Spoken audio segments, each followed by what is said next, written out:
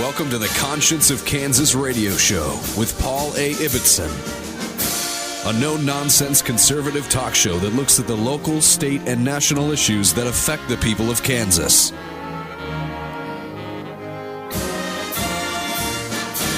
And now, here's Paul A. Ibbetson.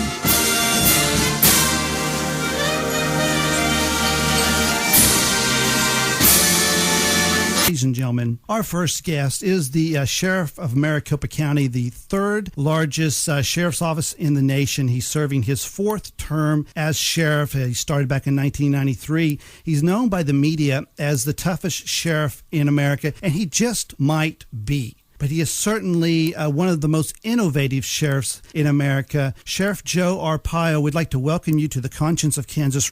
For your listeners, Maricopa County is in Arizona, covers the Phoenix area. We have 4 million people that live in the county and 9,200 square miles. Yeah, it's quite a responsibility for a sheriff's office when we compare it to our Kansas counties, and you do quite a job there. You know, Sheriff Joe, I started in law enforcement here in Kansas back in 1995, and as I was being taught how to be a law enforcement officer, people would tell me about this guy in Arizona that was doing innovative things, and that was the term you got in a lot of places. Hey, there's this guy doing this. Have you heard about this guy in Arizona doing these things? And it was Sherrif Joe Arpaio. Could you tell our Conscience of Kansas listeners a little bit about the innovative programs that you have? Well, you know, the sheriff is a chief law enforcement officer, so we run the jails and also arrest people. I'm cracking down on illegal immigration, the only one really doing that in this state and the counties. But we run the jails, and when I ran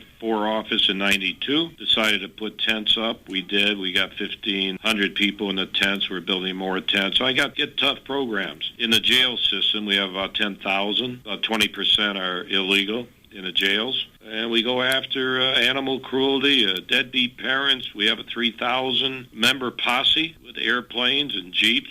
We do a lot of things differently running the jails and also on our enforcement activities. Well, you know, with these chain gangs that we hear about, you are the first, if I'm correct, to not only have the male chain gangs, but to have the female chain gangs. And I believe you might even have juvenile chain gangs. Is that accurate? Yeah, we have juvenile chain gangs. I thought I'd be run out of the county. Not big controversy, but when we put women on the chain gangs, we have people from all over the world that came see the woman hooked together, but they're out there burying the deceased, the indigent. They learn how to pray. They bury the small kids. I try to teach them a lesson how important life is, and that's been going on for about 8 years.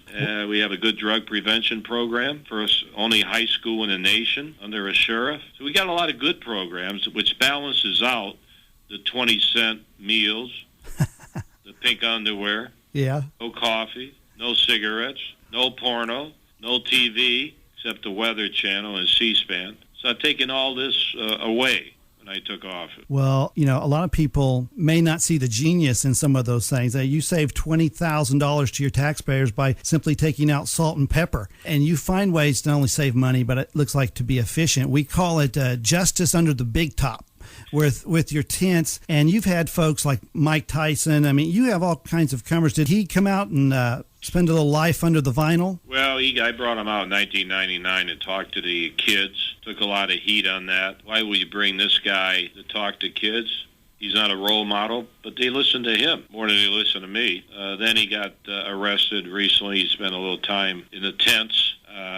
But you have to pay. If you violate the law, be held responsible. Do your time. Hope you never come back. Philosophy. Take a lot of heat from politicians.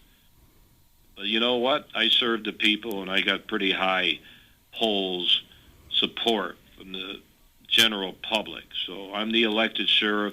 I report directly to the people, not the governors or bureaucrats. Feel very strongly about that. Because if you look at my background, you'll see I've been a bureaucrat for over 30 years. I was in the Army. I joined the Army the day the Korean War broke out. I was a cop in Washington, cop in Vegas. My big career, U.S. Drug Enforcement, regional director in Mexico, South America, Turkey, all over the country. But I always had a boss. Now, isn't it great to just have 4 million people that I report to being elected? So I take that very serious. If I want to do something, I do it right away without having to go through a bureaucracy, and nothing's ever done. Well, you've done a lot of innovations, and we look back at this sterling career that you had as a federal agent, narcotics agent, that ended with you being the head of the DEA in Arizona. And so you had this background and training in fighting the narcotics, which is a problem for a border state and a problem along with some other things. Tell us a little bit about some of the immigration challenges that you have there in Arizona. First of all, as I said, I was head of the DEA in Texas, covered that border, head of DEA in Arizona, covered that border.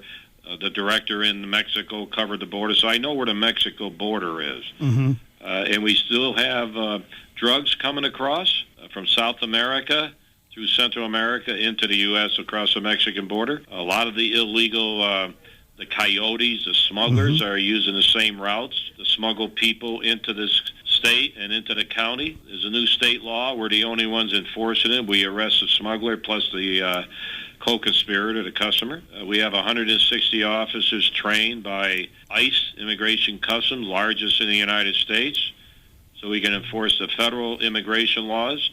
So we take that crime very serious because it is a crime. Well, absolutely. And it's one of the things that I believe, and you've talked about it, I've heard you talk about the silent majority, and I believe that is completely accurate. I think most Americans, the common ordinary Joe, want to have secure borders. They want to not have all of the negative things, whether it's the impact to your hospitals, to your schools, or simply down to crime and coyotes and drug runners. People want to have and feel secure and be safe. And so I think you have obviously the support of the people of Arizona. You wouldn't be reelected, but I think you have the support of a lot of people around the country. And folks, they have a really nice website. Another innovation from Sheriff Joe Arpaio at www.mcso,